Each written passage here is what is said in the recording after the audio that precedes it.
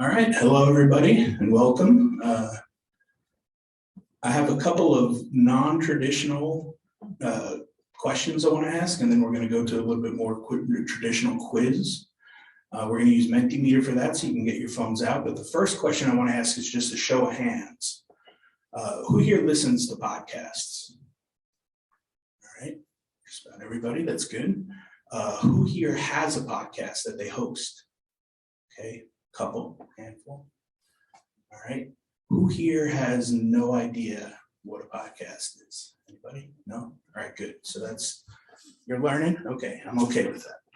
All right, so if you guys take out your phones and you go to menti.com, put in the code 21813344. And the question is real simple, just which non-clinical or non-scientific podcast do you listen to? This will just kind of get us started here. The code is 21813344. Should be up there at the top of the screen.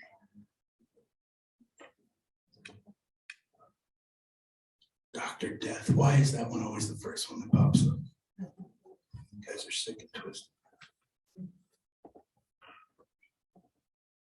Ooh, Grant Cardone. All right. Value Entertainment. Girls to Queens, Gary V. I like that one. King of Lifts. It's very PT savvy. Can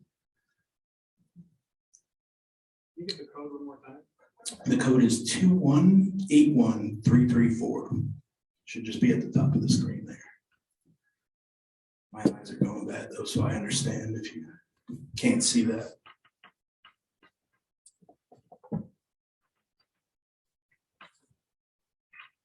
All right, so this is kind of giving me a little bit of a summary here of what you guys are listening to for fun, what you guys are listening to in your free time. I'm going to switch this up. Let's get rid of this one.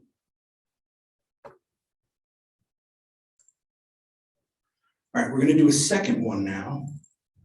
Same basic question, but it's a different Menti code because we have a different audience or a different question we're looking to find here. But which clinical or scientific based podcast do you listen to? And the Menti code for this one is 59739820. Bingo. No? Party one, your table's ready.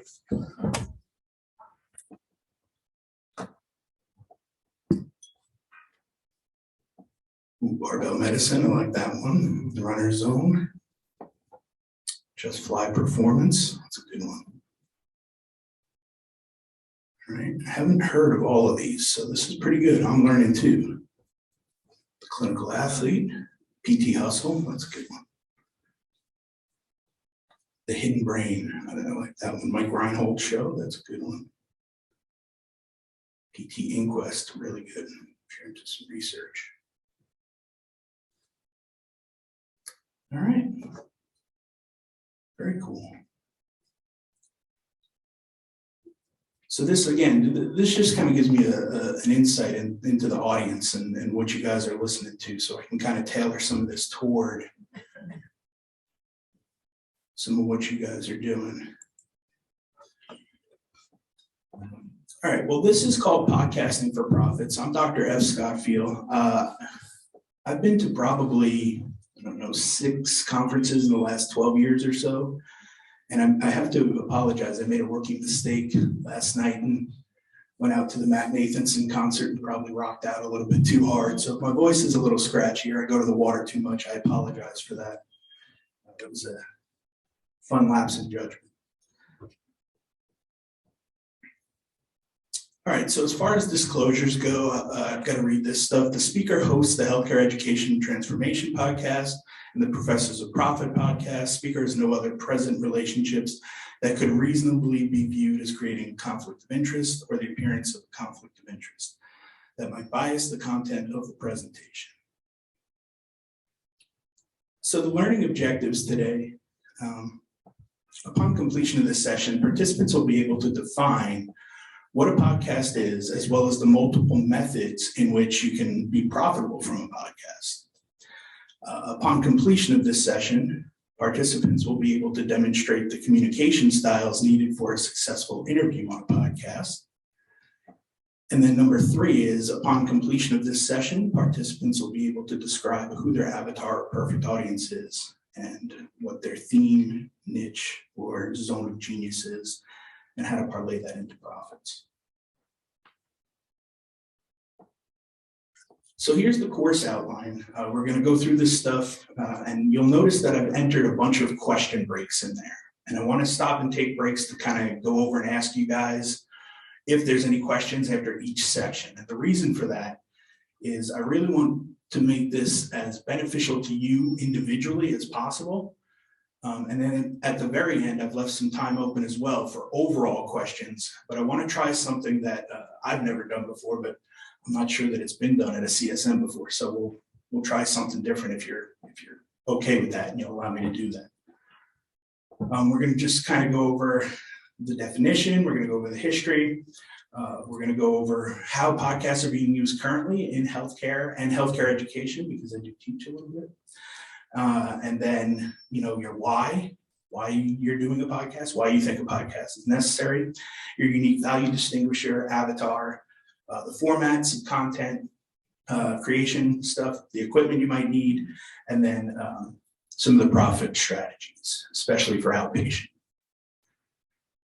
So who am I? I'm Dr. F Scott Feil, like I said, full-time core faculty at the University of St. Augustine, the owner of Epic Therapy and Wellness, which is a mobile therapy clinic, owner and creator of PTeducator.com and FGI Consulting, co-host and creator of the Healthcare Education Transformation Podcast, creator and host of the Professors of Profit Vlogcast, which is also now going to be a podcast as of this weekend, and former host of the Fantasy Doctors NBA Injury Podcast, which I was kind of surprised I didn't see that pop up on there, but okay, I get it. So that gentleman up there is a senior in college. Can we have a little secret time here? Are you guys okay with that? You promise this stays in the room? I had a little less hair here, a lot more hair here, and I was a radio DJ for Wake Forest University's college radio station. And as long as this doesn't leave the room, my call name was DJ Real Neil Scotty Fields. So if I see that out on social, you're all in a lot of trouble. But the reason I say this is, from here, I was an English major, right? And my path to physical therapy was a bumpy one. And I'm going to tell you my story not because I think it's that interesting, the story, but I think you need a little bit of context so that you can see that literally it doesn't matter which way you come at this, right? To start a podcast and get it going, anybody can do it. Those of you who follow Jimmy McKay and PT Pintcast, he literally was a New York radio DJ who then became a PT, right? So he already had the skills. I dabbled in amateur college radio and then completely put it off to the side and never picked it up again because I had to take a bunch of prerequisites as an English major to get into PT school. Then from there, I got into a master's program, right, at East Carolina. The master's program turned into a transitional doctorate while I was there. So I thought, all right, it makes sense, right? I stick around another year, I get the transitional doctorate. Well, while that was going on, my dad had some health problems and he ended up having, heart issues. And so by the time the window of opportunity had closed at East Carolina, I wasn't able to finish the transitional doctorate because my dad ended up getting ill and passing away. And so I was working as a tech. I moved from Greenville, North Carolina down to Charleston, South Carolina, to live with my parents for a while he was going through these health issues. And I wanted to be there to help my mom. And I was a PT tech at the time, and I worked for MUSC, the hospital down there. And I actually had to go past the room where he passed away every day to clock in and clock out. It was brutal. It was like grueling. And I started to doubt myself and wonder, I'm studying for my board exam. It's taken me a handful of times to pass this thing. I'm going through a lot. I don't even know if I want to be a PT anymore. I really question that. But after kind of putting on my big boy pants and just sucking it up and saying, you got to finish this. You know, your dad would want that. I eventually passed the board exam, and that led me into traveling physical therapy. I did that for about a year. And from there, I ended up kind of figuring my way, or at least I thought. You know, I just thought I was going to be an outpatient ortho bro for the rest of my life, you know. Sports, I was going to be a PT for the New York Mets. That was it. That was my goal. Luckily, that didn't happen because it's been a lot of pain and anguish in that organization for many years. But anyway, the point is, like, I didn't know what I wanted to do. I didn't always have a game plan. I mean, since then, I've changed what I wanted to be when I grow up several times. And I think it's like that constant wonder of like, what can I do next, or what strikes my fancy, you know, that has kind of driven me into podcasting. And the reason that the Healthcare Education Transformation podcast was started is because I had such a bumpy ride in grad school, and my co-host Brandon at the time did as well. We knew it was a broken system, and we figured, okay, how can we make it change? We've never even taught. We're not in academia at the time. So what do? Well, we said, well, let's get the experts on to talk about why it's a broken system and what they think is broken. And then let's ask them how they would fix it, right? So that's kind of a couple things to keep in mind there as we go through the talk here. You'll kind of see why some of that's important and why some of it matters, right? But again, my journey and my struggles in college, I didn't even know how to learn until I got into an EDD program. And I mean, that's ridiculous to go through undergrad, a master's, a DPT, and then an EDD and not know that you're not learning properly until you go through that EDD. Like, it's a bit crazy, but at the same time, I'm glad that was my journey because it brought me to where I am today. Like I said, the main thing is I started podcasting because I wanted to make that process better for those who were maybe struggling like I did.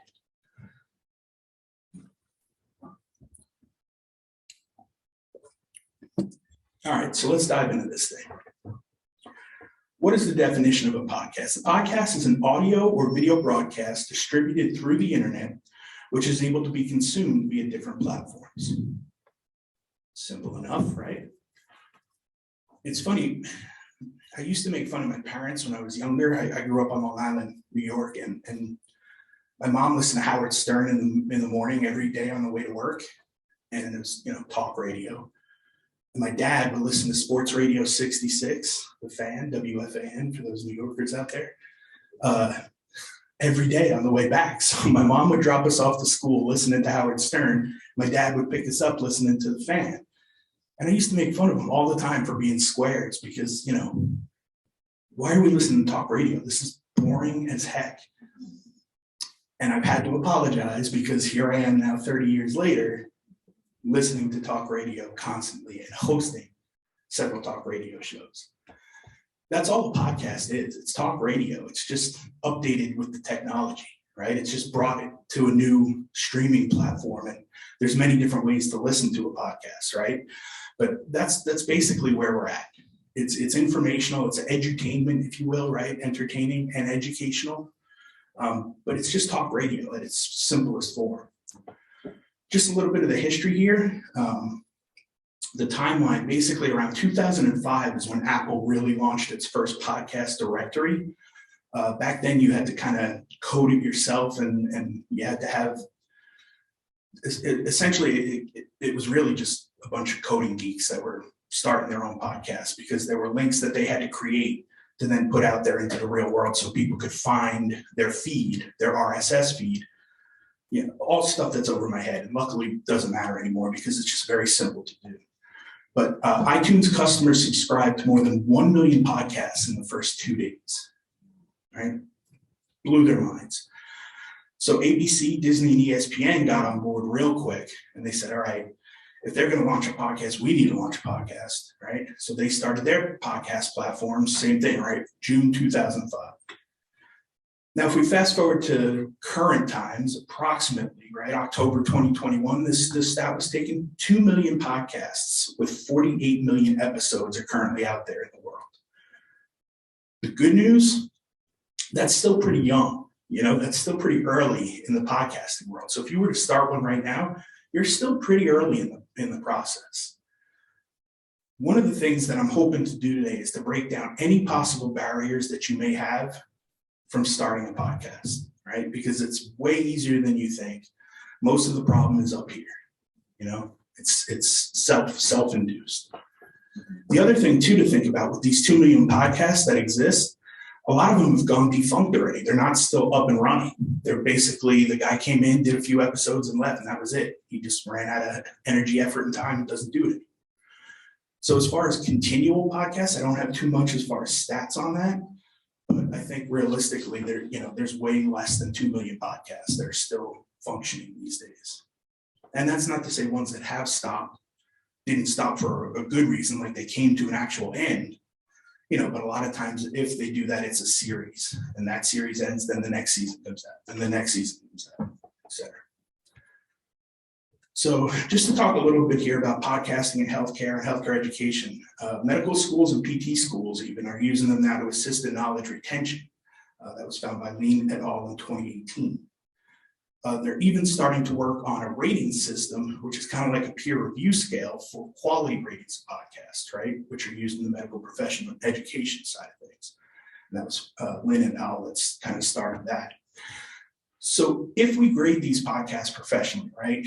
If we can gain trust in the medical education programs to start using podcasts, I think it shows, again, there's certainly indications that podcasts can be used not only to educate, but like I said, to entertain the general public, right? So I put this slide up here. You guys may have seen this. This isn't to get political or anything like that. It's not important. The main thing here is to look at, and again, even this isn't quite comparing apples to apples, but the chief nerd on Twitter, he's been banned from Twitter since this came out. There was a whole argument that went on. I don't know what he did, but he's banned now. But anyway, he put this chart out, and it shows shows like Tucker Carlson, Hannity, even down to MSNBC and CNN.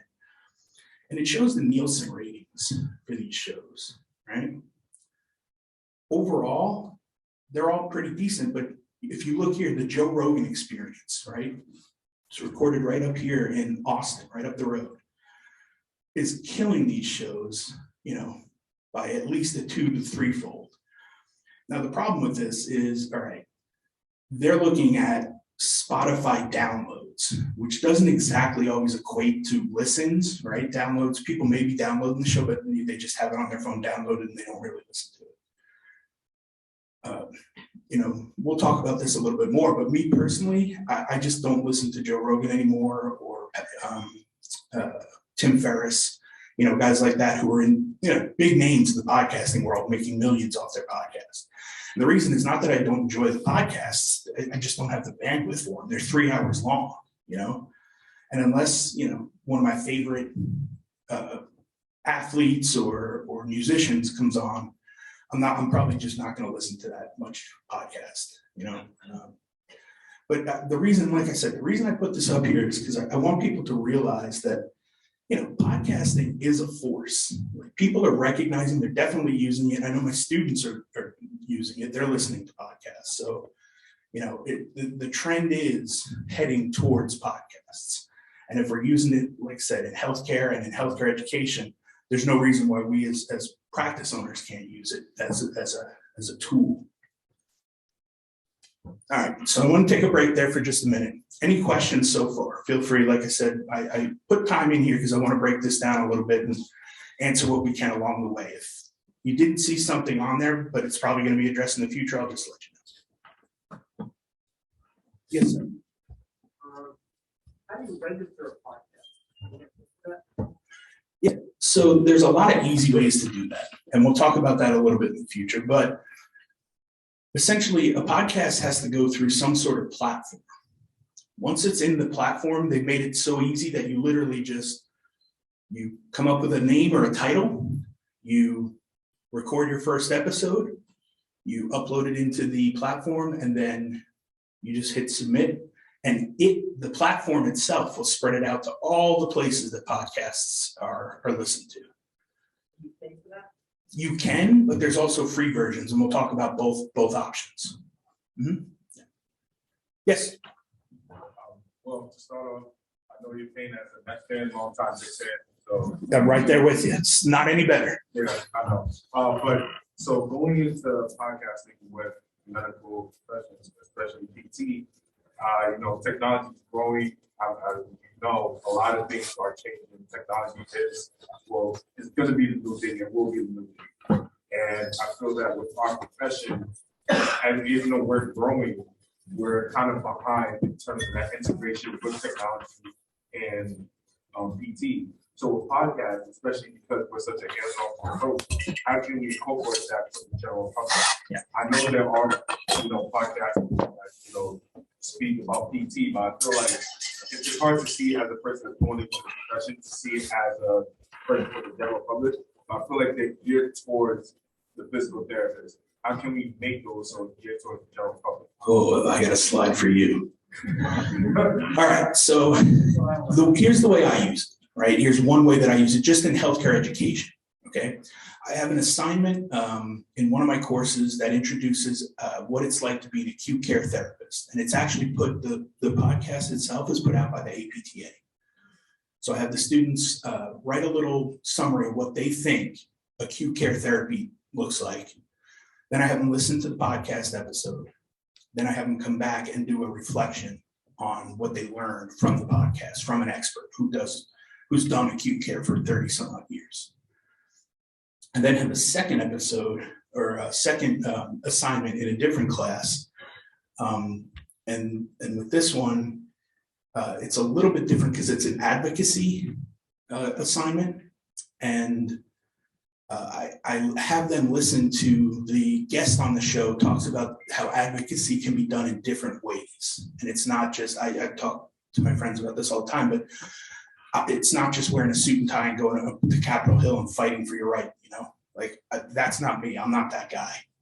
But I'm glad there are people that do that, and I'll support the heck out of them, and I'll have them on the show to talk about it. And I'll, bring other experts in to say, well, advocacy could also be this, and it could also be this. And so, again, I'm using it to just show my students, hey, here's a bunch of different ways you can advocate for the profession, right? Because what you're talking about is getting greater awareness to the public of what physical therapy does. Not, I'm a PT, I'm good at shoulders, here's a shoulder episode, right? Because that's what a lot of it is. And that's okay, there's nothing wrong with it. There's an audience for that, clearly, because they exist and they're out there by the plethora, right? But I think the key is, what's your goal? And we'll talk about that coming up too. Who's your audience? Who are you trying to reach and why? And that, like I said, we'll get to that in a little bit. Any other questions on the first stuff? Yeah, go ahead. Yeah. Going to what you said before about or shoulder episode, his shoulder. How can we put it in terms of, and not to use Joe Rogan or Gary Vee, but they interview some famous people, or they talk about some things where I don't have to have that full medical background, but I like listening to it, if that makes sense. Absolutely. You can bring a musician on, you can bring a musician on and talk about, playing the guitar. I don't know how to play the guitar, but just listening to that makes me want to play the guitar. So how can we do that in our profession? You nailed it. I mean, infotainment and edutainment, those two things, right? We've got to be educational and entertaining. We have to bring information to the public and be entertaining, right? You can't be boring out there and just blah, blah, blah, blah, right? Ben Stein stuff, Bueller, right? We've got to find ways to get engagement, right? And some of the ways I think we do that, and I'll talk about that too coming up, is we use our patients to be the star. We put them at the forefront and make them the Hollywood star. And we use that as almost like an advertisement for our clinic, right? Success stories. We put them up on the wall, we put the pictures up, we put a little blurb on our website. Let's interview Janie about her experience at Epic Therapy and Wellness. Let's hear her story. And then it's just an interview process from there. People love to hear people's stories. They love to connect. So that's how I think we attempt to do that. But again, we'll come back to your why, and that's going to be the main thing. All right. So again, finding your why, right? This is big here. What is your topic or area of expertise or your zone of genius? What can you really be the expert on? What can you bring to the table that's going to be super helpful for the community or your patients or whoever's listening, whatever your audience is?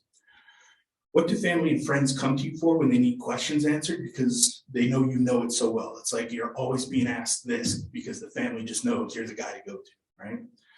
What would you do all day, every day for free if you could? What's a population you love working with, or an activity you love doing? What's something that you would do all the time that you're just so passionate and excited about? That's going to ramp up the excitement and leave that like Ben Stein area and bring it up into Gary Vee energy, right? So just some things to think about when you're starting to think about formulating your podcast or why you're doing your podcast. What's your unique value distinguisher, right? If you're in business or you own your own practice, it's kind of like the unique value proposition, right? But in podcast form. What makes your podcast unique, right? How are you different than the 2 million other podcasts that are out there, right? So that may be, you may have to niche down 2 or 3 levels to find where you're that unique, right? If I'm going to be the shoulder expert and there's already 5 shoulder, podcasts out there, okay, well, how do I make mine unique? Well, I'm only going to focus on my town, Houston. Let's say I live in Houston. I'm only going to focus on Houston. People in Houston who have shoulder problems, athletes I've worked with. I'm the shoulder guru in Houston. Come see me, right? How can our podcast differentiate itself from any others resembling it? You may even have to go a step further. So if there's already a Houston shoulder podcast, we may have to go deeper and say, we're going to be a daily Houston shoulder podcast. We're going to have a show out every day of the week. It's a little tougher to manage, but again, if that's what you have to do to start, differentiating yourself, then that's the way to go. I don't recommend a daily podcast. It's just a ton of work, but it can be done if that's what you feel like you need to do to dominate the market. Once you have your unique value distinguisher, I always recommend, again, you promote your podcast unapologetically, right? You're constantly talking about it. You're giving out stickers or business cards about it, or letting everybody know, showing grandma how to subscribe, right? And hit like, rating, review, all that stuff. I take the phone out and do it for her if she doesn't know how. Literally get out there and just promote. Because again, the reason you started the podcast was to help people, probably, right? If we're looking at the general public, that's what we're trying to do, is help them learn from us by bringing something informational, educational, and that's entertaining, right? All right. So this is one of the handouts I put in the PDF portion, but it's what's your avatar, right? And again, this kind of goes back to your audience, your perfect client, your perfect audience. Who are you trying to bring into the clinic, right? You want to think about their goals and values, right? You want to think about challenges they have, right? What are their pain points? You want to think of objections that they may have, right? To coming in to see you or coming to pay for your services, or, physical therapy in general. They may, be afraid of physical therapy. They may not even know that physical therapy is the answer. So that's where I say, we've got to do a better job of educating and promoting ourselves to let them know. And then what's their role in the purchase process? So what does their journey look like as a client, right? Where do they come in and get to know you first? It could be the podcast. And then sources of information, right? Where are they hanging out? What are they reading, right? You're looking at books, you're looking at magazines, websites, blogs, TV shows. You want to really break down their age, their gender, their marital status. How many children do they have? Where do they live? What was their occupation? What's their job title, right? Annual income, level of education, hobbies, other. Because again, if we're catering to physical therapists, our language is going to be a lot different. It's going to be layman's terms when it comes down to, okay, I need to educate the public at a very entry level because they don't know what a subscapularis muscle is, right? I just got to be able to talk to them like a normal person having a conversation. So that's a lot to take in there. I want you to kind of just close your eyes for a minute and imagine this woman. This is literally my avatar, or was when I was in Waco. I just recently moved to Wimberley, so that might be changing. I don't know, but we'll see. Just close your eyes and imagine Brenda. She's a 62-year-old cafeteria worker. All names have been changed to protect the innocent, I promise. She's got 4 kids. She's getting ready to retire, but She's got sciatica. She doesn't know what it is. She just calls it a pain in her butt, and she knows it goes down to her foot sometimes, right? She loves to hang out in the mommy group for gardening in her city because she loves gardening in her free time, right?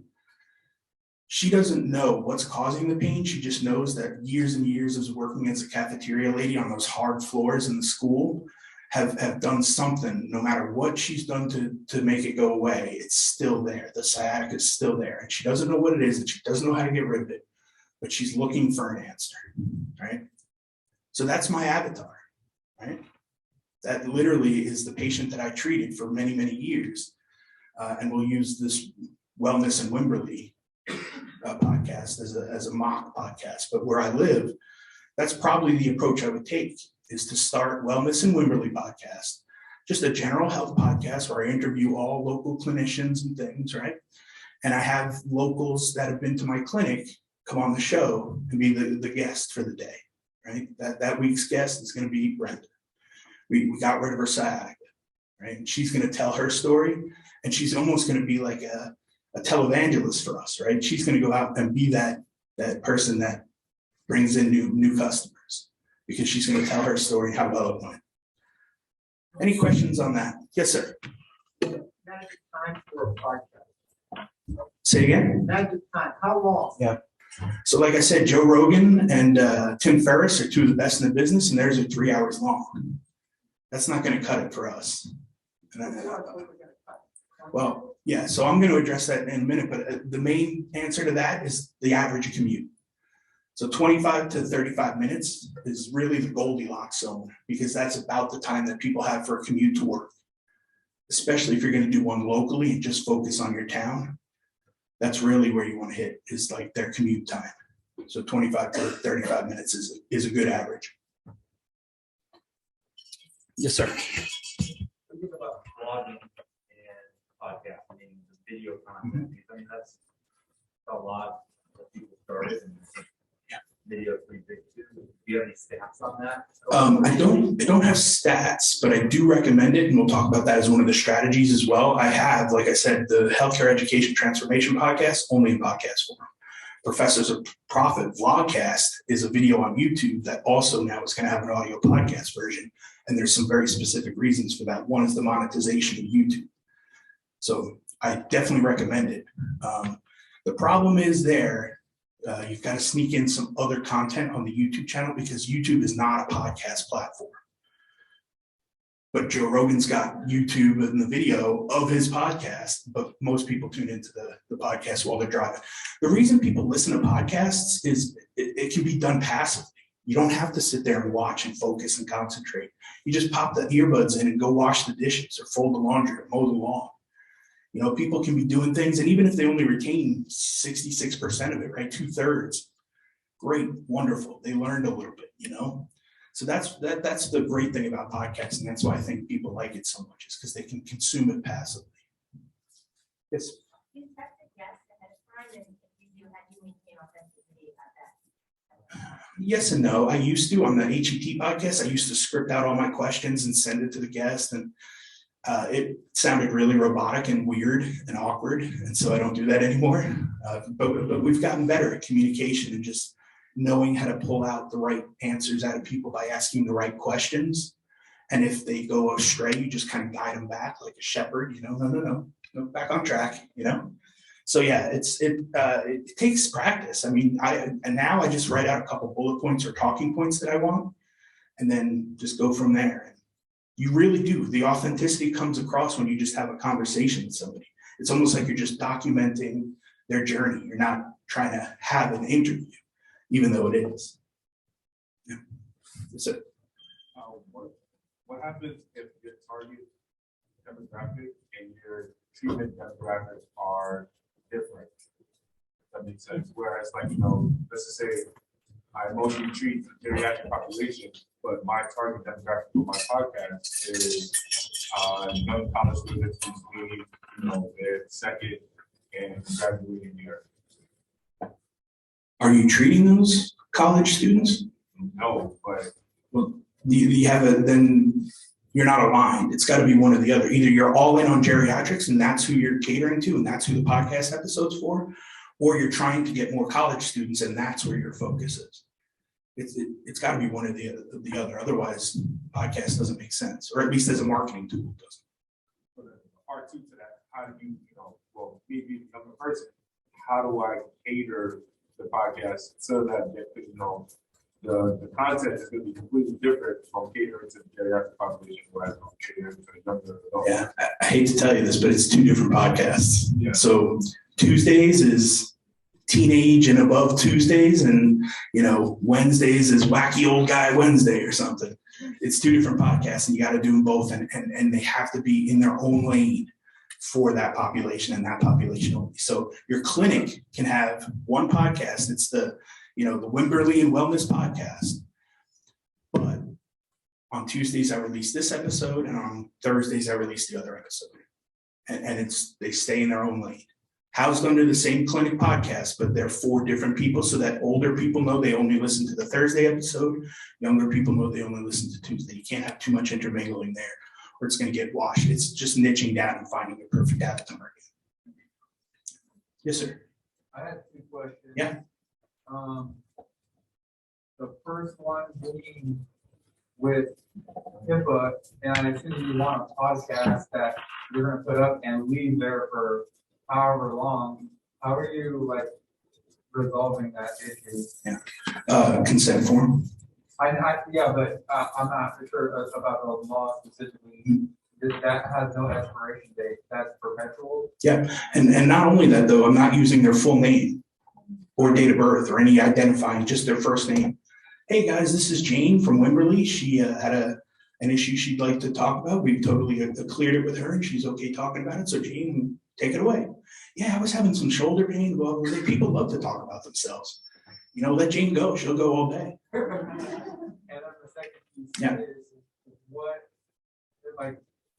without an incentive, people do like to talk about themselves, but if they're a family, they got work, how are you incentivizing them, or how are you even getting them onto the podcast to talk about their journey? Yeah, I mean, if they're nearing discharge, maybe you talk about that, in the last 2 or 3 visits. Hey, if you wouldn't mind just sticking around an extra 15 minutes on your last visit, could we maybe interest you in getting on the podcast? People would love to hear your story, and they're a local celebrity, so they want to talk about themselves.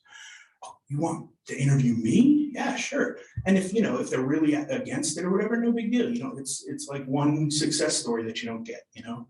But if they're a really good candidate for it and they're a really good patient, because not every patient will be, but the ones that really have a good story and have a good success and a good outcome, those are ones you want to shine on and highlight.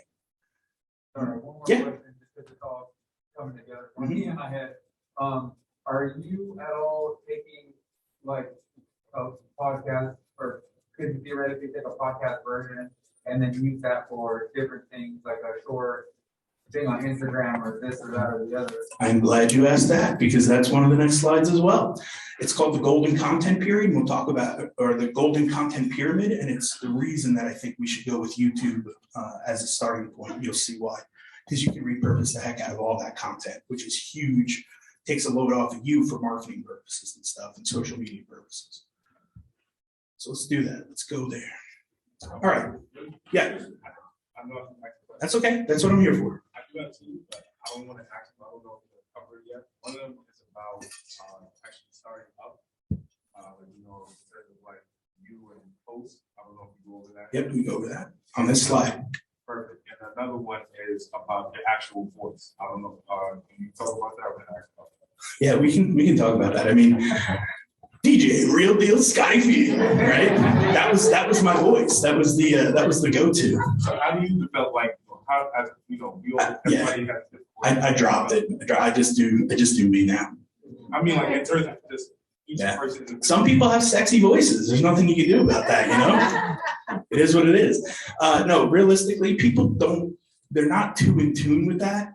They really just want to hear two people having a conversation. They want it to be human. They want it to be here, two regular people doing regular day things. That's what draws people in, the story. That's what really hooks them. So the format, let's talk about it. Length of the podcast, we talk about this a little bit.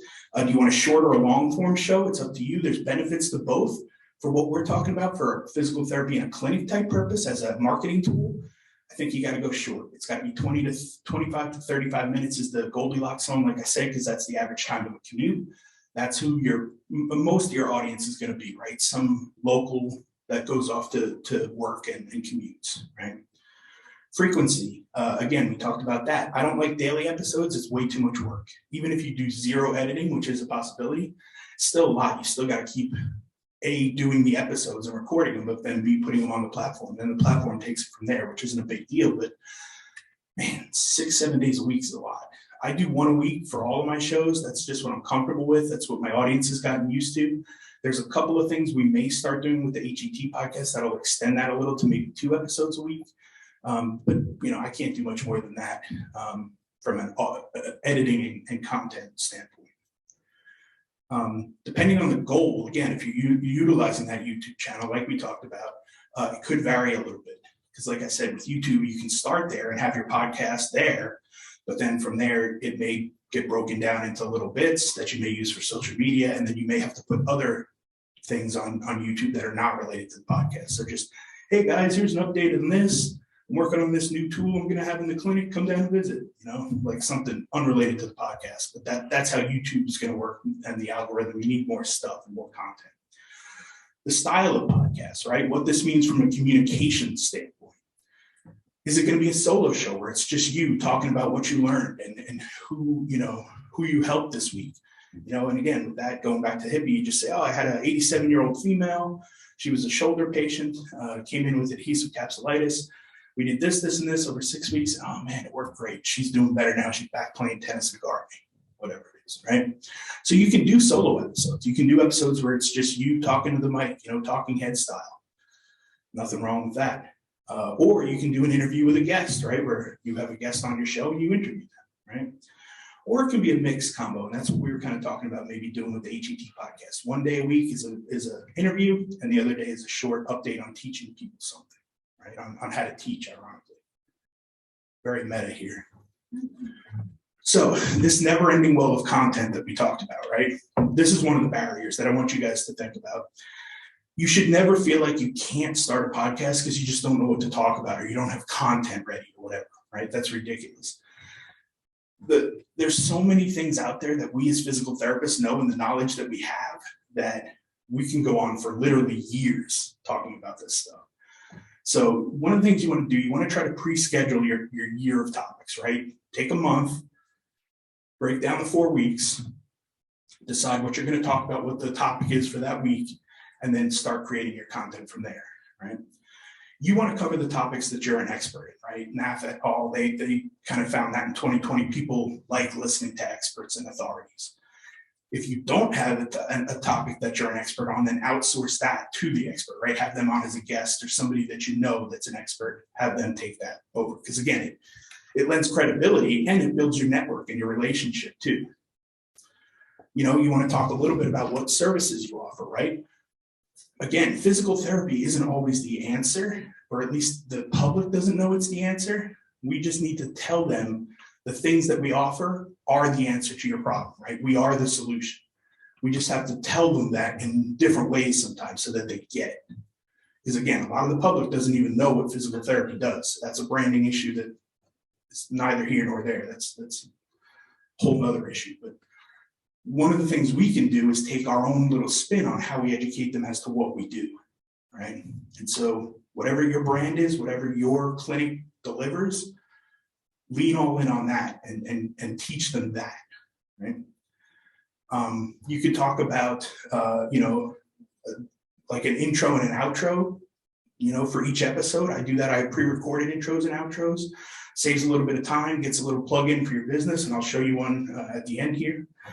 And then if you ever go dry with content, you just can't come up with anything, you don't know what to do, I use answerthepublic.com. It's a ridiculously easy website to get ideas. And this, you don't have to actually see the words that are here. They're real tiny, doesn't really matter. But all I did was put shoulder pain in answerthepublic.com, and every single one of these questions came up. And this is how the public is searching for questions related to shoulder pain online. So there's literally, let's see if I can read it here. I'm losing my eyeballs. Yeah, so Why am I getting shoulder pain at night, right? Why shoulder pain after hysterectomy? Why shoulder pain after pregnancy, right? So like this literally gives you the who, what, where, when, why, and how of people searching shoulder pain.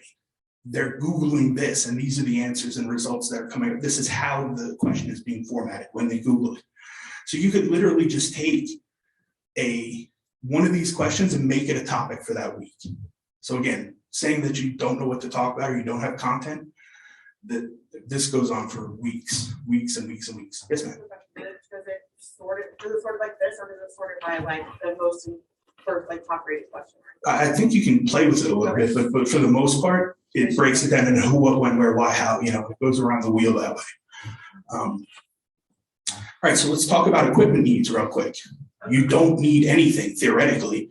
If you use Anchor, which is a free one that we talked about, you can record it right on your phone. There is a little caveat with Anchor. They own your content if you use their platform, but there's other services that you can use that are free that don't own your own content or own your content. And when I say own your content, the fine print means they can just put ads for whatever they want in your content whenever they want. But that could be a good thing, could be a bad thing. So anyway, as far as mics go, again, you could use the mic on your computer if you're just getting started.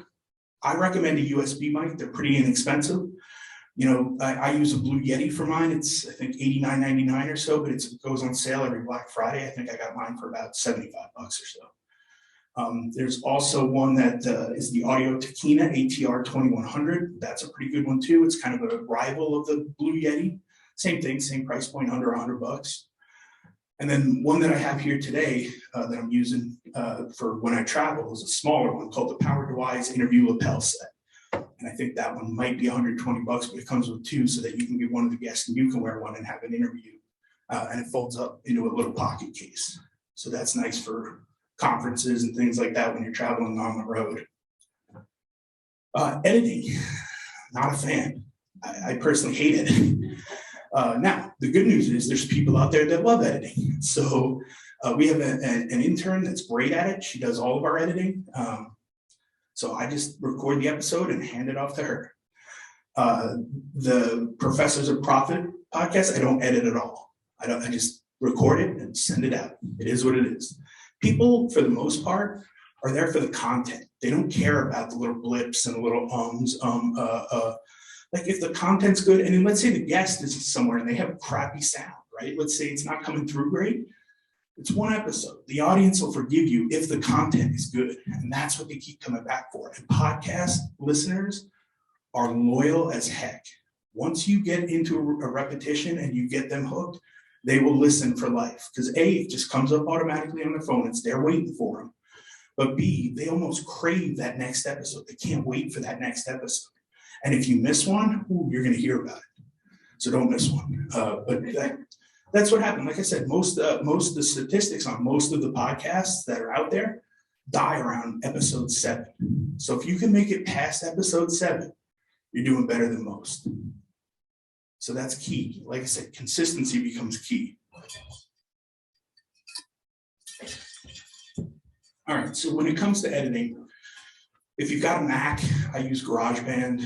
If you've got a PC, it's Audacity. Those are 2 free editing programs that kind of come with the computer a lot of times, where you download for free real quick. Again, I hate editing, so you can either pay somebody and outsource that so that someone else is doing it for you, or, you know, like I said, find an intern or maybe a tech works at the clinic and they're into it. Give, you know, on slow days where there's, you know, not that much to do, maybe you give them some time to do some editing for you. Or you pay, you know, you teach them how to edit so they can do it. There's a bunch of different ways to skin a cat, right? But me personally, I want no part of editing. So either I don't do it or I outsource it. And then computers, again, and then platforms. I use a Mac. PCs just as good, doesn't really matter. But when it comes to platforms, there's paid platforms and there's free platforms. But the paid platforms, you know, it's anywhere from $15 to hundreds of dollars per month to host your quote unquote digital locker online, right? So we use Libsyn for the HET podcast, and that's about $19 a month. That gives us X amount of storage to store 4 to 8 episodes, you know, on our digital locker to release them little by little as we want, you know? Now, if you need more space because you're just recording so much content, it's so big, and then maybe you need to upgrade to the next level, and that's fine. But there's also, like I said, Anchor is a free platform that you can use, but then they have Sounder FM. That's the free one that I kind of recommend, just because it doesn't own your content. Like, you still have control over your content if you use Sounder FM, Sounder.fm. You know, if you literally just Google top podcast platforms, though, they're basically all the same. It's a place to host it, so that once you have uploaded your episode and your audio file, you hit submit, and it spreads it out to all the different podcast listening, whether it's Apple or Spotify or, you know, SoundCloud, or everywhere that podcasts are listened to, that episode will be there. So whichever app your audience uses to listen to podcasts, yours will show up there. All right, this is the big one here. This is creating the content, right? So again, we have to talk about what are your goals while you're doing this, right? Not only from a podcast standpoint, but from a time commitment standpoint, right? If you're going to put an hour a week into recording a podcast, editing it, and putting it out there, is it going to give you enough return on investment to make it worth it? Are you going to be able to draw in a patient from it, right? A new lead from it? If so, I think an hour a week's worth your time, right? If a plan of care averages, you know, $1,700-$1,800, then it's worth it for that hour of my time. You know, if not, then, you know, maybe you got to find somebody else to do it for you, or just not do it at all. But I think it's worth it, because again, podcasting is a long play. It's not a get rich quick tomorrow scheme, right? When you start a podcast, you're in it for the long haul, and it's just almost like another extension for your clinic. So again, right, if you have a website, you can embed that podcast episode right on the website, the clinic's website, right? You can even put it, you know, in a blog. Hey, this week we're talking about frozen shoulder. Episode number 47 actually talks about Gene, who had frozen shoulder. Give that a listen, right? You have the link to the podcast right in blog. Blog and the podcast are running SEO. Driving up SEO brings that to the top of Google, and now all of a sudden, you know, your clinic's hitting on the top 5 in Google. And the reason that it's so important to do all this stuff and to have good show notes and to have all that SEO is because Google is starting to use podcast results for their searches. So when you Google stuff, podcasts are coming up as the answer to your search. So SEO, especially from the show notes, are grabbing a lot of the keywords there and using it to drive SEO, which is, search engine optimization. That's, you know, just ways that Google finds us, essentially. Social media posts, right? Are you going to put out a post every time that you put out an episode? Are you going to put it on Facebook? Are you putting it on your Instagram? Are you putting it out on Twitter? You know, how are you releasing these episodes so that the world knows about it? Because people will find them just by looking up on their podcasts searches, you know, shoulder expert podcast. They'll find that, right? But you want your clientele to find it. You want people in your community to find it. You want to use hashtags that are specific to where your people hang out and what they're doing. You know, you want those people to see it. You want to tag people in it that might be interested. You know, people who are proponents of your clinic, you want to tag them. You want to get, you know, contests, giveaways going. You want to drive that listenership up. Headliner app is a good one to use if you're going to take little clips of audio and put it into Instagram or Twitter. It's just like that little sound bar you see going across, and it takes like little 30-second clips of the episode. That's a real good social media tool to use. And then last but not least, this is what I was talking about, the golden content pyramid. This is why we should start at YouTube. If you use YouTube, you can monetize it if you have 1,000 subscribers and 4,000 watched hours on your YouTube channel. So if we were to do this and take our camera, let's say our phone, put it on a tripod and film us doing the podcast interview, right?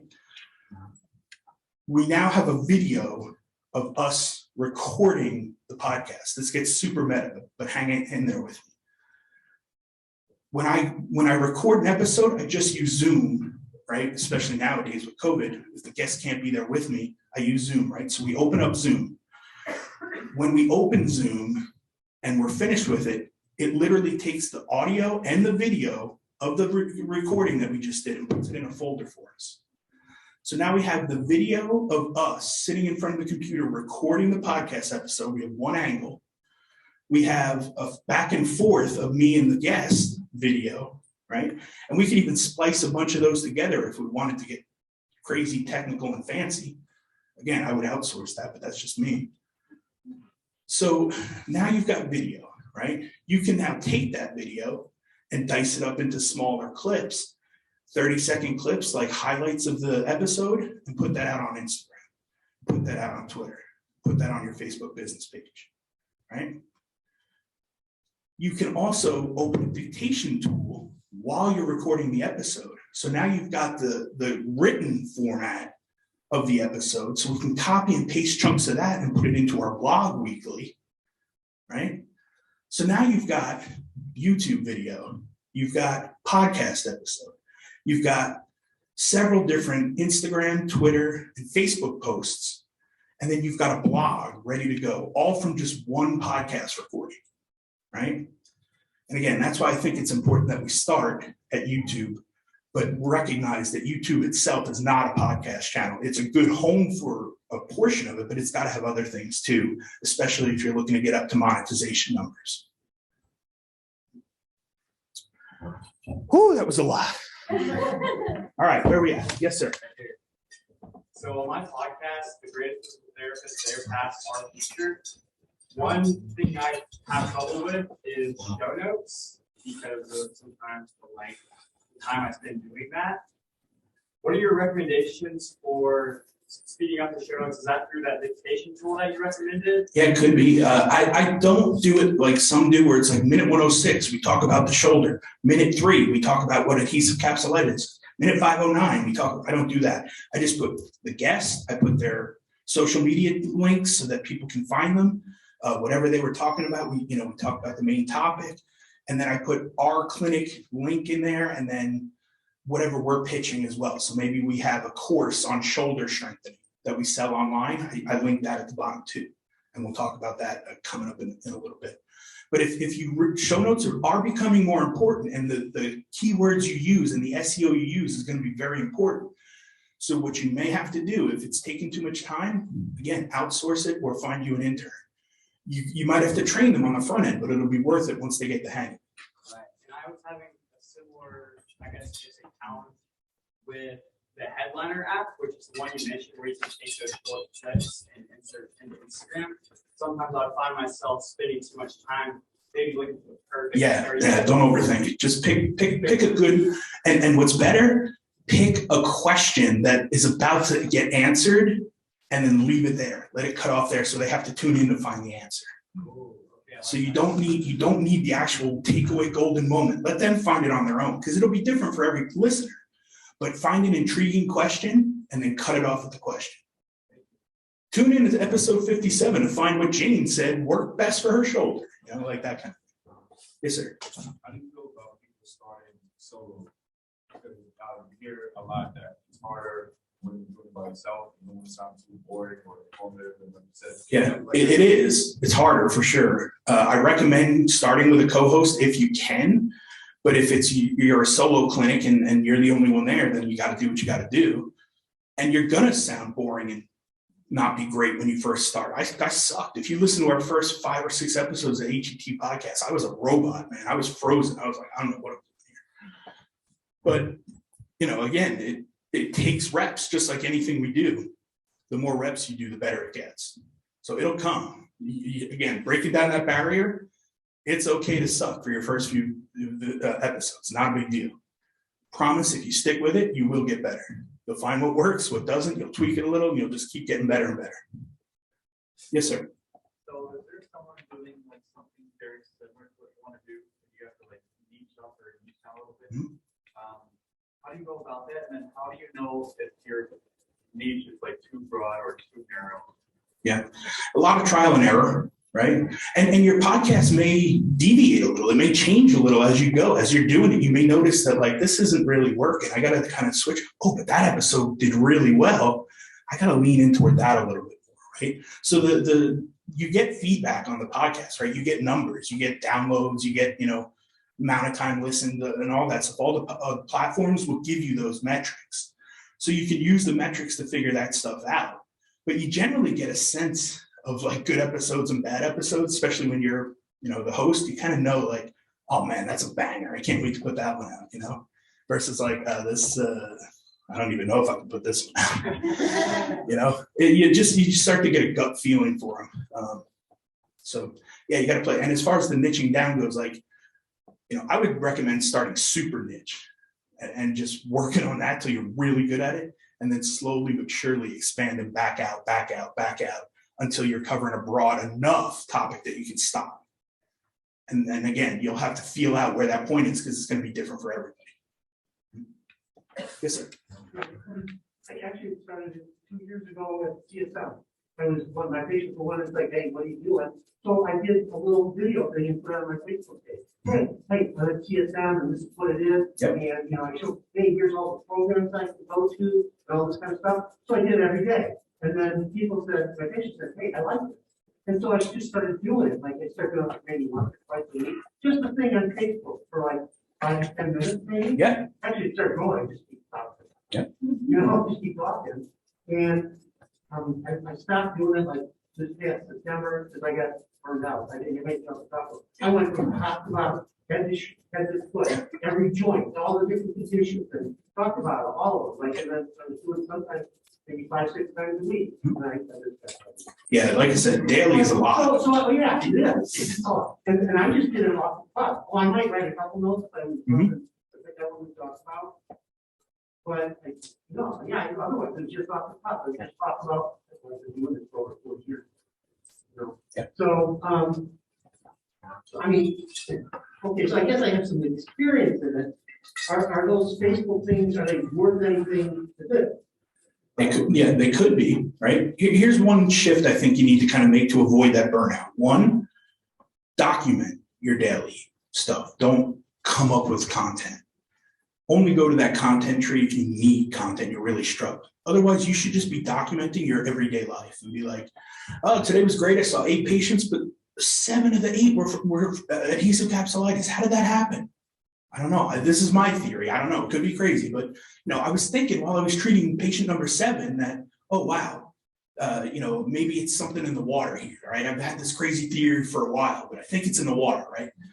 Again, it's just thought-provoking stuff. You're literally just documenting your thoughts for the day instead of trying to come up with a specific topic for the day. When you start just documenting your everyday life or whatever, you can pick and choose, what you want to use, but it just becomes a lot easier because it's literally your everyday life. You've been doing it 40 years. A, you just know what to talk about, and B, you can think out loud. Thinking out loud kind of starts to get some of those ideas flowing. But yeah, the Facebook stuff and all that, it works if you know how to use it appropriately and drive. Each one has a different algorithm that they use, and you have to kind of get a little specific for each one.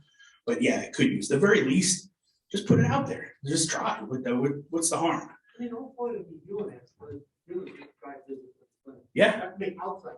Yeah. But we will, I promise. Yes, ma'am. The platform that you use, is it, can you just upload to your phone too? Or are you doing it through everything? For me, it's been, for the reason I hadn't started a podcast sooner, is just, it seemed overwhelming. Yeah. So I'm like, I want it to be easy, quick, fast. Yeah, so then Anchor is probably the way to go because you can upload it right from the phone. You can record it on the phone and just hit send and it's done. Would it be like, so I already have been doing blog discussions, so I started off backwards, but I did more like. Well, there's no right or wrong way to start. Well, not backwards, but it's just different content. I started with writing a blog out, right? Mm-hmm. My clients, my target audience is, our patients, the athletes. So we're educating them. I've already been doing through Zoom and just like recording my discussions. I have all that Zoom content. So from the Zoom content, can I upload is there a platform I can upload that Zoom content? Yeah, all of them. All of them. Okay, so we batch. So batching is when you record like 8 episodes in one day. And then we have them in a folder, and then little by little we start slowly uploading them to the platform, like 3 or 4 at a time, and then we release them one week, then we release the next week. And you can schedule a lot of that stuff too. I'm not good at a lot of that stuff. I let our interns handle that because they're the best. So, but yeah, every platform will allow you to take videos you already have saved and put them in there. Yes, ma'am. Do you have liability concerns? No. So here's a very easy way to address that. And we did that in the HET podcast, even though it wasn't really clinical, it was healthcare education, but we didn't want people to get the wrong message. So at the very beginning, you can put a disclaimer. This is not medical treatment or anything like that. This is just strictly for entertainment purposes. Yeah, so just having a disclaimer at the very beginning, letting people know that if there's any sort of medical things going on, they should refer to their doctor. Disclaimer works well for that. Yes, sir. I'm a private practice center in very rural West Virginia, Mhm. very much general, but we have some specialty people come long ways away from us. Would it be a mistake to call ourselves the Generalist PT podcast? No, but you want to at least incorporate the name of the area. Like for me, again, and we're going to talk about this in just a minute. People are going to search your podcast based on they're looking for something local. They're looking for the Wimberley wedding podcast or whatever, or Wimberley foodie podcast or whatever it is. So they're looking up the word Wimberley. You want that area to come up because people in that area will listen to local podcasts. But if it's not just your town, there has to be some known area that they would look if they were Googling like back pain in this area. There would have to be something that they could look up. I mean, it doesn't have to be. You could just call it the name of your clinic, right? Like Epic Therapy and Wellness Podcast. That's fine too, because that'll at least drive SEO to the name of your clinic. And then it'll come up on Google Maps, the same thing. So that's an option too. But yeah, I mean, you want some sort of tie back to your local group or your local clinic, especially for SEO purposes. All right, one more, and then we're going to wrap, and then we'll do a big question at the end, big Q&A at the end. And I'm going to ask for a couple volunteers for that one too. Something I want to try. Are there any specific platforms that generate more revenue than the next one? Not really, because here's the thing: the revenue you're going to be generating could come from ads and sponsors, and we'll talk about that in a little bit. Anchor gives a little percentage for allowing you to put their ad on your podcast. So they, it's like, I'm gonna say it's like 50 cents per 1,000 downloads or something. It's pretty ridiculous. The revenue you're going to be generating is going to be from patients or from sponsors or from affiliate deals, or it's not going to be from the platform. The platform is doing everything they can to get more people on it, but they're not going to pay you that well. I mean, unless you're one of the big names. So it doesn't really matter. Find a platform that you like and that works for you, and either go the free route or the paid route. Either one's pretty okay. It's not a right or wrong there. When you're starting out, you're bootstrapping. I would recommend starting on a free platform. But if you're looking to grow and get bigger, you may eventually have to transfer to a paid platform because there's not enough locker room space, digital locker space to hold that. So, yes, ma'am. So you can transfer from a free to a paid without losing all of your. Yeah, usually there's podcast platforms that have free options, but then they offer a paid option as well. So you would just go from the free to the paid and expand your digital locker. Now, leaving one platform to go to a totally separate platform can be done, but it's super tricky. It's not easy. It takes like a lot of customer service calls and because you don't want to lose the data, right? All the old episodes will transfer over. They'll get it done. But you don't want to lose the data. You want to see the listenership. You want to see the growth. You want to see downloads and information. So you got to be a little careful about that. And that's why, I always go to the experts when it comes to that. All right, let me finish up these last two slides, then we'll do the questions at the very end. I'm going to need 3 volunteers to come up, and we're actually going to record a quick podcast episode with those 3 questions, okay? So start thinking about some good questions you have, and I'll take 3 volunteers, and then I'll answer all the other questions too. All right, profit strategies. So again, this is the big one. This is the golden goose. This is why we came here, right? Sorry to make you wait till the very end for the piece de resistance, but that's how it works, right? New patient and client acquisition, right? So again, we're going to use my fictional Wimberley podcast as an example. Hello, Wimberley. This is Dr. F Scott Feil, physical therapist, author, professor, and board certified specialist. You are listening to the Wellness in Wimberley podcast, If you're seeking better health or have questions about aches, pains, or avoiding surgery, come visit us at epictherapyandwellness.com to schedule a discovery call now. And now, let's start the show. Not bad, right? And that was what, 30 seconds? There's your intro that literally tells everybody who you are, what your clinic is, what you do, what problem you're solving, right? And how they can get in touch with you, a call to action, right? That intro, that 30-second intro may be the thing that brings in another lead, the next lead. Oh, I didn't know they could do all that. I do have back pain. I'm going to go to that website and book a discovery call, see what it's all about.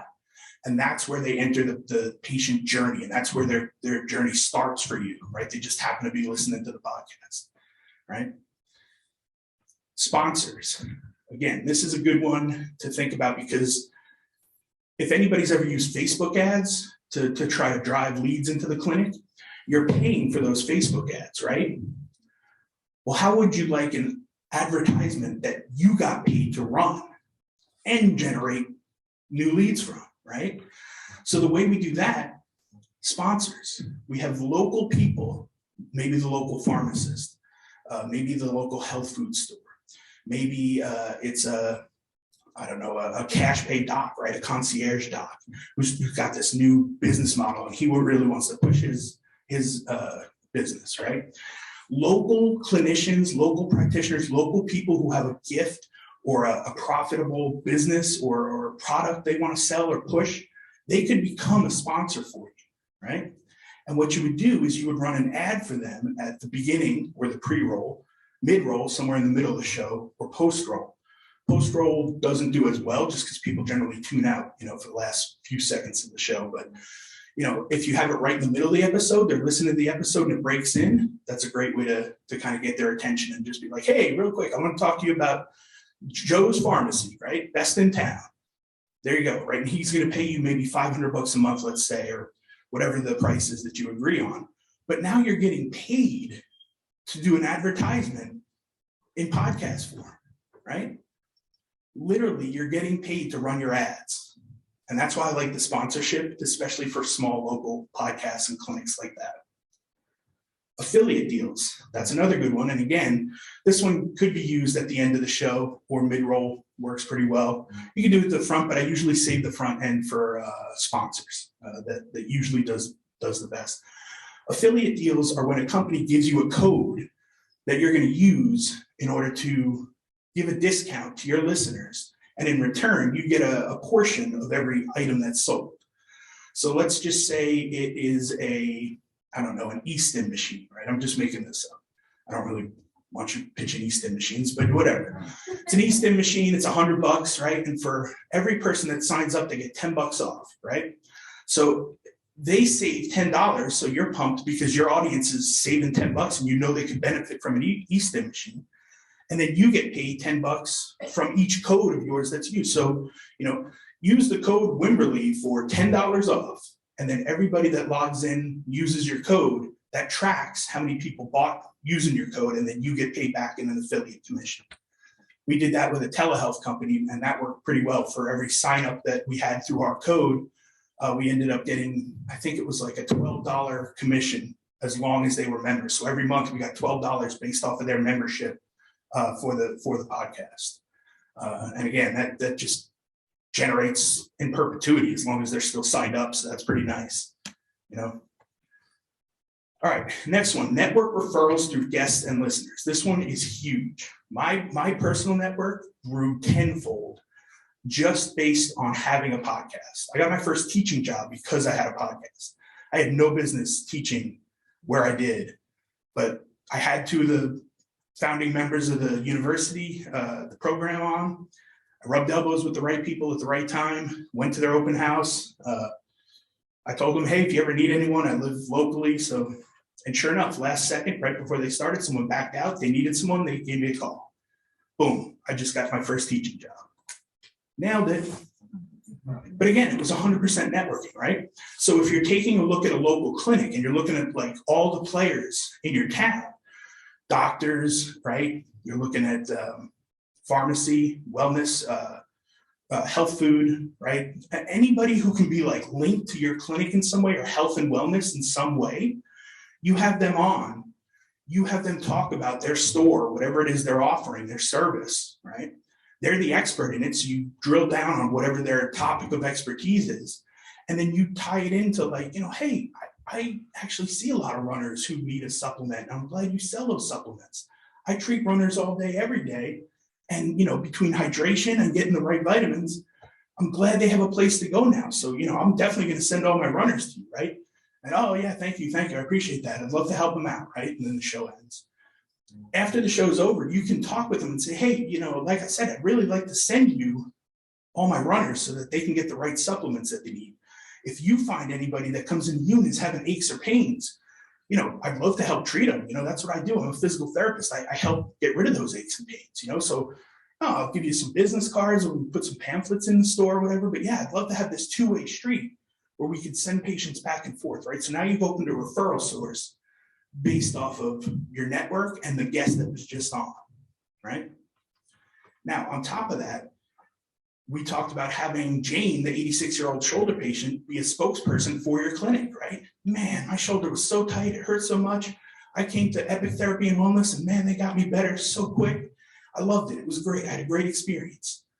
So again, you're not having to preach how great your clinic is and how good your skills are. Jane's doing it for you. And Jane knows 4 other Janes, and she'll tell them about it, right? And the word of mouth starts to grow. And then you have all the other Janes tune into Jane's episode because she's a local celebrity now. So the word of mouth, you've got to tell people to download your episode. It is so good. It came out great. Jane's going to go out and tell everybody about the episode she was on, right? It just, again, people love talking about themselves. They love that local celebrity. So that's a good way to use guests and network people on the episode to drive other lead generation. And then last but not least is Patreon. That's kind of like the PBS model. You can just start a Patreon for donations. Hey, we're trying to keep this podcast up and running. If it's helpful to you, if you like this, we'd love for you to donate $1 or $2 a month. That keeps the overhead low for us, and it keeps this going so we can take the time to do this episode and do it right. You can even have levels on Patreon where if they're a gold member donator, then they get, a t-shirt or something, or, if they donate X amount of dollars, they can get some sort of gift card toward your clinic or something.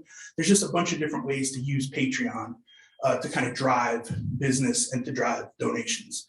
Like I said, you have to get a little creative with Patreon, but again, no sense in not putting it out there, right? It could be a thing that even if it just pays for the overhead for the $15 a month on Libsyn, boom, there you go. Now at least you're not losing money, right? And everything above that is just profit. Right? All right, and then this last slide here is just podcast as a standalone revenue stream. And again, this is a little bit different. And I don't want to get too deep into this because again, I want this to be more accessible to you guys. But realistically, this is where you have more of a chance to become an expert or an authority. So you're not using the podcast to drive in direct leads or patients. You're driving it to increase your stardom and your expertise and your authority, right? You're trying to be the guy or the gal that does the thing that everybody's going to come to you for, right? Excuse me. And if it's done right, you'll have people coming to you from outside of your town or your zone, right? There was two brothers. I don't know if anybody's heard of this, the Quarterback Docs podcast. They only treat quarterbacks. The entire nation, the top ranked quarterbacks in the nation are all reaching out to them and calling them when they get injured because they started a podcast. They were 2 brothers. They started a podcast and they worked at a SNF part-time, both of them, actually full-time. And then one of them went part-time. And then once they got the sponsorship up on the podcast and the viewership up, and then they started their quarterback camps and the courses they sell. They pitch the courses and everything, the camps on the podcast. We're in Texas. Texas is like religion. Football's religion down here, right? Friday Night Lights is a religion. I've seen it. People think their son is going to be the next, Eli Manning or, Aaron Rodgers or Tom Brady, right? But realistically, the top quarterbacks in the nation, high school, college, even pro probably, have a resource now that they can go to, listen on tips on how to get better, on people who've gone through injuries, surgeries, whatever. And they've got these two guys that are talking about nothing but rehabbing quarterbacks and how to be a better quarterback. So now they've driven up their authority and their expertise, because all they do, they've niched down so far, they're only quarterbacking, right? That's the only patients they see. They were both able to quit the SNF, and now they're doing that full time. Right? So again, this can be used a little bit differently. This would be more of a branding move for yourself and the clinic, but mainly to become the authority on what it is you love specializing in, whatever it may be. Right? So again, you can get sponsors for that, for sure. I mean, obviously the Quarterback Docs podcast would use, any sporting goods store or special equipment, training equipment. They may even have their own. They could pitch their own, right? Blogging about this is going to be pretty important, because again, you need that SEO. You need to be able to drive up the search engine optimization. You need to have, good show notes so that people that are searching for quarterback related stuff, you're coming up on the top 5 for searches all day, every day. But if that's all you talk about, and that's all you treat, then a blog a week isn't the end of the world. I mean, that probably going to have to be more than that, truth be told, because if you're trying to be the expert and authority, you got to get as much content as you can out there, get your face forward and get that out there. And like I said, then using it to push your own products. So at the end of the episode, you say, hey, thanks so much for listening. We just came out with this new program. It's called Fleet Feet, and it's how to get your footwork down better as a quarterback. Go to www.quarterbackschool.com and download Fleet Feet, right? Boom. They just push their product out to however many people they are, right? However many listeners they have. So again, a bunch of different ways to use the podcast, a bunch of different ways to monetize it. If it's all right with you guys, like I said, I'd like to try something. If I could get 3 volunteers to come up and ask their questions, and then I'll answer all the other questions. I'm going to show you how easy it is to do a podcast episode.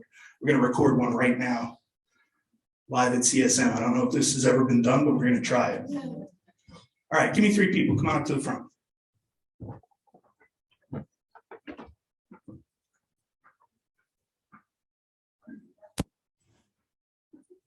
All right, check.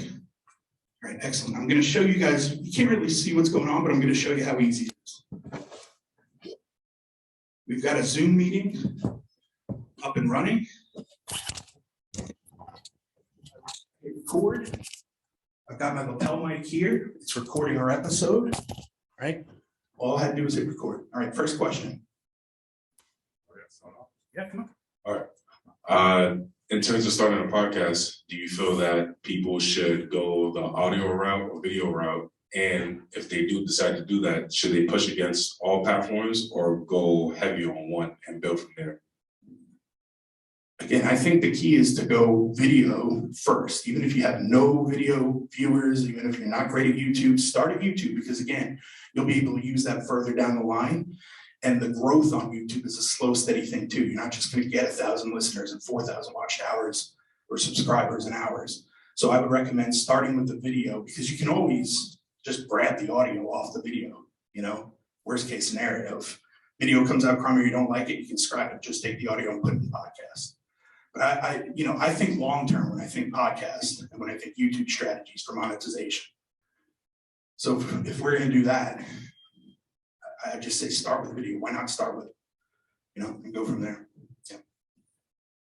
Hi, my name is Kylie. I am a DBT student at Northern Arizona University. I was wondering if you have any tips on time management when developing a podcast, and if it's worth it for me to start my podcast now or on bare bones, or wait till I have more money and content.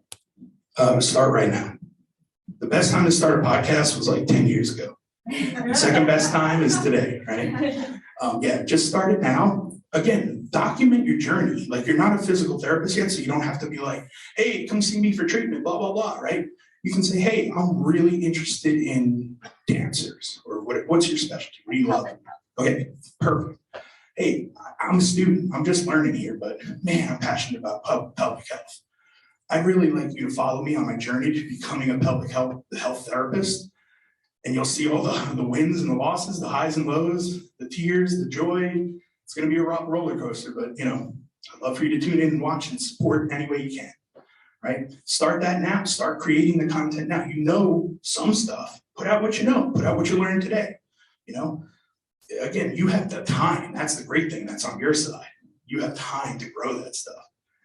I'm running out of time, so can't keep doing this. All right, yes, ma'am. Hi, it's good, nice to meet you. So case study. I'm just like you faculty, but I just from being a clinician 25 years, and my passion is triathlon, but I'm bilingual.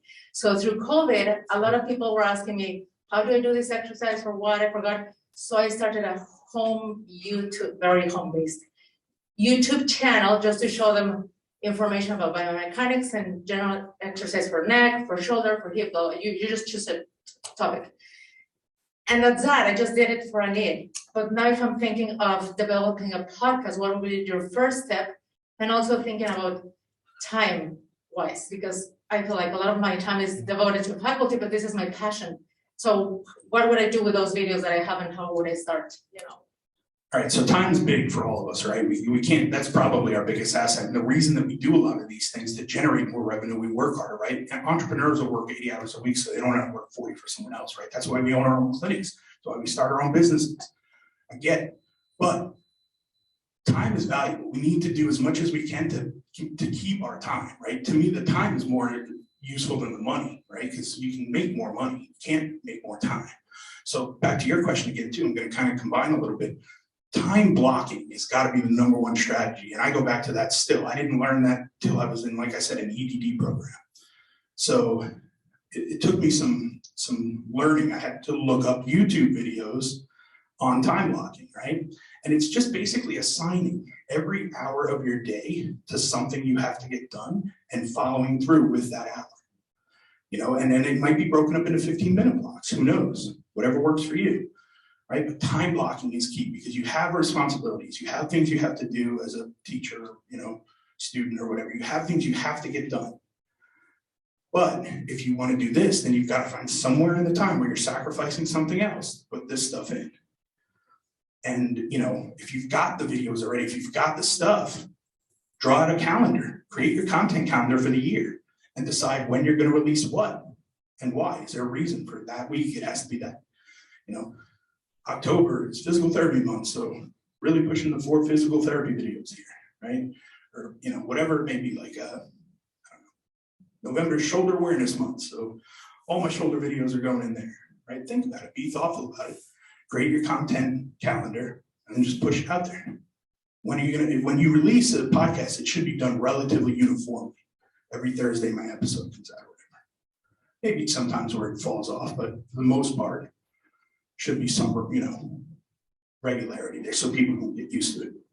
Yeah. And you mentioned earlier when you use some of those videos, so you mentioned earlier when you use part of those videos, let's say they're long, but they're educational.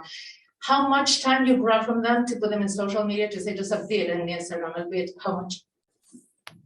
So the whole video, the whole entirety of it is, like I said, 25, 35-minute interview or something like that. The whole show is pretty long. But when it comes to social media, 30-second clips.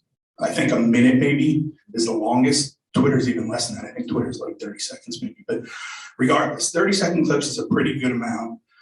If it goes on Instagram, anything longer than like 2 minutes or so goes to Instagram TV, so they can still watch the whole thing, but it's kind of painful to switch over. So if you just keep it at 30 minutes, or 30 seconds, again, the key is you're not trying to give the whole episode away in 30 seconds. You're just trying to tease them. It's like an appetizer.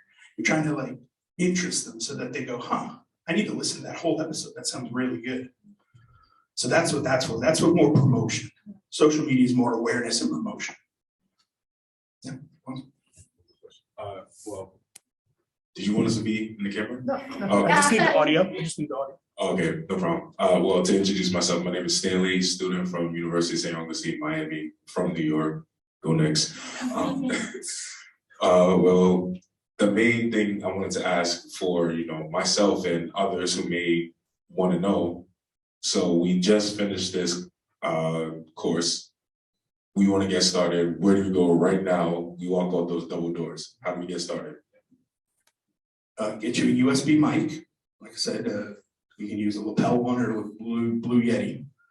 Plug it into your computer, open up Zoom, hit record. And that's literally it. Talk about whatever you're gonna talk about.